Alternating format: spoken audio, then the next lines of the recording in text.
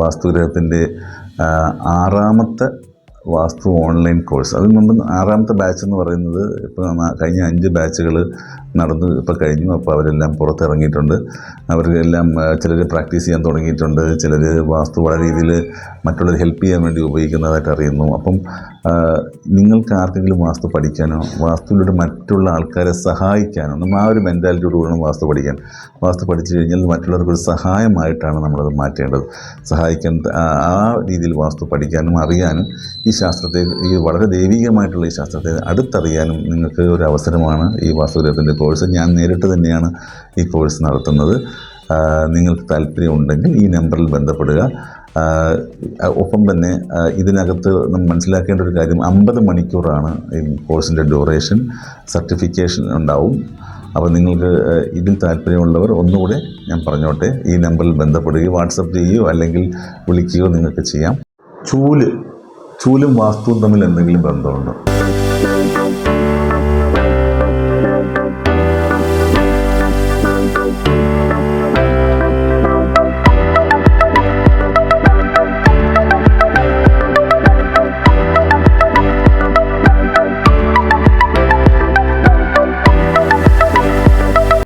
ചൂലും വാസ്തുവും തമ്മിൽ ഒരു ബന്ധമില്ല. പക്ഷേ ചൂല് വാസ്തു എനർജിയെ ബാധിക്കുന്ന രീതിയിലുള്ള ചില പ്രവർത്തനങ്ങൾ ചെയ്യാൻ സാധ്യതയുള്ള ഒരു കാര്യമായിട്ടാണ് റിസർച്ച് കാണുന്നത്.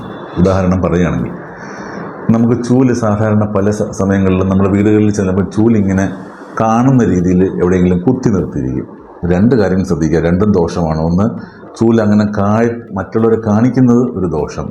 രണ്ടാമത്, ചൂലിങ്ങനെ കുത്തി നിർത്തുന്നത് ദോഷമാണ്. ചൂലെപ്പോഴും ഇങ്ങനെ കിടത്തി പൊസിഷനിൽ വേണം ഇടാനായിട്ട്. അപ്പം അത് രണ്ടും നമ്മൾ ശ്രദ്ധിക്കുക. ഇനി അസ്തമയ സമയത്തിന് ശേഷം ഒരു കാരണവശാലും വീട്ടിൽ ചൂല് ഉപയോഗിക്കരുത്. അത് ഒരു പ്രത്യേക നിർദ്ദേശമാണ്.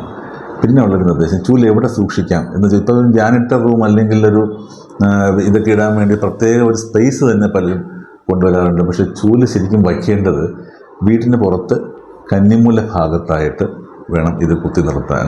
ഇത് കുത്തി നിർത്താതെ ഒരു കാരണവശാലും ഇത് ലൈയിങ് പൊസിഷനിൽ കന്നിമൂല ഭാഗത്ത് എവിടെയെങ്കിലും സൂക്ഷിക്കുക. ഉപയോഗത്തിന് ശേഷമുള്ള കാര്യമാണ് ഞാൻ പറയുന്നത്.